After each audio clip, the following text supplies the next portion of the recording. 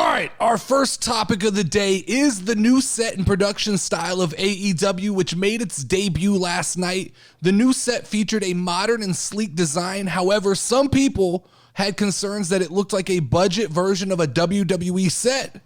The question is, what were your thoughts on the new set and production style of AEW? Let's start off by saying welcome to the big leagues, Tony Khan. You actually made it. You finally have a set that looks like a wrestling set and doesn't look like the sewers that the Ninja Turtles used to walk through. I never bought into the two-tunnel system that AEW was trying to sell me, where the bad guys came out of one side and the good guys came out of the other. It never made sense to me. That never made sense to me. And so finally, Tony Khan does the right thing and he upgrades to have an entryway and a ramp that looks like it's fit for professional wrestlers. It's about time. We finally have something that looks like a legitimate wrestling show, AEW Dynamite, and I'm happy for it.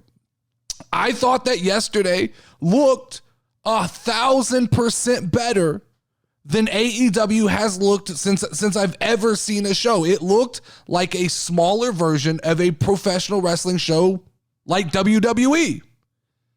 The only thing I'm wondering is AEW continues to go into smaller arenas, and what happens when they get pushed into another arena where they have that short entryway? Can we finally get rid of the ramp that butts up to the ring? Because that's the only other thing that bothers me. I am all good with what I saw last night. I am good with the video packaging. I am good with some of the new camera angles they were using. And I am 100% good with that 6-screen video wall that they're using as, I guess we'll call it a Titantron, that they're using for the wrestlers' entrances. It allowed for guys to come out and look way more comfortable in presenting themselves. I thought Ricky Starks looked phenomenal on that entry ramp. I thought Jericho looked like he was right back at home. I thought it looked good for Jade Cargill. I thought it looked good for Darby Allin. I thought it looked good on Samoa Joe. I liked all of the graphics that they had. Looked phenomenal. I have a question. Tony Khan, did you all of a sudden hire a new graphics department? Because everything looked top-notch to me. And y'all know I'm not an AEW guy. I'm not going to sit here and just blow smoke up everybody's ass because they do something new. I genuinely turned that show on last night with zero expectations and was pleasantly surprised by what I saw.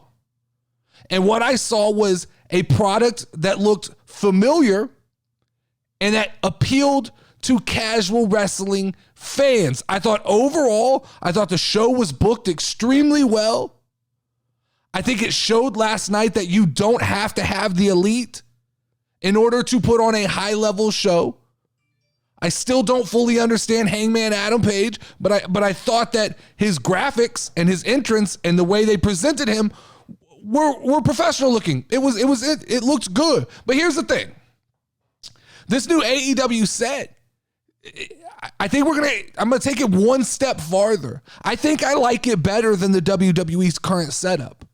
This new AEW, the 6 screens, the smaller entry ramp, I still like the graphics on the floor. I've always thought that is a very cool technology that WWE started using and then just didn't really know what to do with. When the red carpet rolled out for MJF, I thought, man, it just adds a little bit to the character. It just adds a little bit to what I'm seeing. And the visual stimulation of professional wrestling is one of the most important aspects of it. Because without it, it's fake fighting.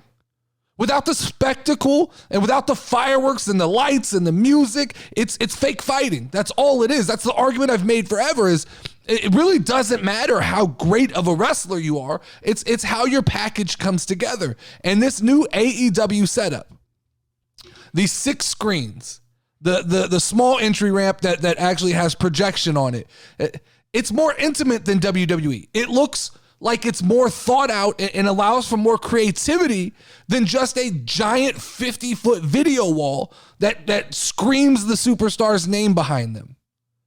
Now, WWE, when they make use of that wall correctly with like Karrion Kross and even Bobby Lashley, when it's used effectively, there's nothing like it. But for the most part, WWE slaps a generic name up onto the wall, and it really isn't that impressive anymore. We've all kind of become numb to it.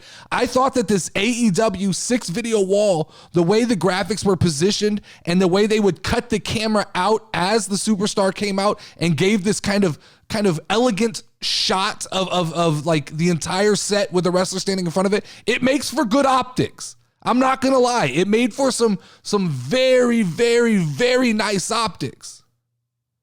So, I guess you can argue tomato. It's what flavor do you like? I do get that there's detractors who all came out and tried to immediately yell that the AEW set looked like a Wish version. I think I saw that on Twitter. It looked like a Wish version of a WWE setup. But here's the problem. This is the problem that nobody really wants to talk about is WWE spends millions and millions of dollars on market research trying to figure out what is the best and most efficient way to present their product to the rest of the world. Now, fairly or unfairly, WWE is the big boy and they lead the industry. The problem for AEW is no matter what they do, if it even looks similar to WWE, you're going to draw comparisons. But the problem is that WWE has done the research and understands that this style of entryway is what appeals to fans. It is the most aesthetically pleasing for the consumer's eyeballs. So AEW, I commend them on trying to be different originally with the chandelier and the 2 tunnels that look like Ninja Turtles. I get where you were going with that, but it was only a process before they finally realized this is what breeds the ability for these dynamic entrances, is this single walkway where you're surrounded by lights and video screens and pyro. I'm still not in love with AEW having the announcing table up on the stage. I think that's a very far view for their announcers to call the action from. Even if they're looking at cameras, I still feel like being in the action adds like ask Pat McAfee. When he's in there's a different aura of like energy that comes from him being there. But I thought that the upgrades that they made to the announcing booth were probably the biggest leap that they've made as a company, because that little step and repeat banner with like the folding tables, what it looked like, that was the worst thing they had going on. And now we have a legitimate table that has television screens on the front of it, and it just looks like they've stepped into the modern world of professional wrestling. But yeah, I mean, I was a fan. I thought everything. I thought the video packaging at the beginning, the remix version of the Light the Fuse song, I thought it all worked. I thought Tony Khan nailed this rebranding. He didn't go so over the top that it didn't feel like AEW Dynamite. There were still hints of the old Dynamite, but I think that for the most part, it felt like a step forward, and it felt like kind of just a breath of fresh air. And I think that it's important for both WWE and AEW to do things like this from time to time. We expected this big refresh from Triple H. I think early on, there were tons of reports that he was possibly going to alter some of the stage designs. And I don't think we ever really saw any legitimate change. I think the rope colors may have changed at one point. We were teased that we were going to get title changes, and we haven't got anything like that. So it's always something to talk about. It definitely gets people talking, and it definitely gets people to take notice when all of a sudden you go, oh man, that Ricky Starks entrance, it looked good. And just on a side note, man, Ricky Starks he's growing on me quickly. I don't know. There's something about this kid that he is growing on me. Something about Ricky Starks has me excited every time I see him. I don't know if it's the mannerisms and the jerky hand movements and the hand in the face and the trumpets that he has, but something about Ricky Starks has me excited. And I've been pleasantly interested every week that I've tuned in and Ricky Starks comes onto my television.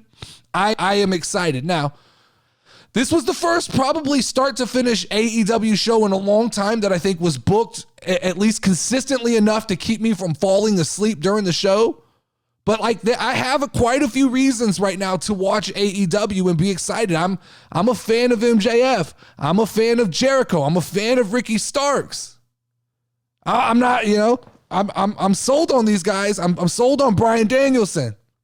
There's some good things going on in AEW right now, and I hope that Tony Khan can kind of push forward and continue that momentum. One last thing I wanted to talk about a little bit was with this set change, and this is just life. This is just circumstance. This just happens, and it happened to WWE a couple years ago. But you go and you make all these wholesale changes to your production style and to your videos and your entryway, and you have a video game that's coming out supposedly within the next 6 months. Did you just completely date your video game? Like that it seems like AEW Fight Forever is just destined to be doomed with roster problems, and now you have Dynamite has a whole new look that probably won't be in the game initially. Now, it sounds to me like the way they're working this game that they're going to try to continuously update it. So I don't know how hard it is to just implement a whole new broadcast style and entryway and things like that. But I just thought that was one of the weird things that popped into my mind when I saw it was, oh, everything from that video game is going to be wrong now. And that was funny to me.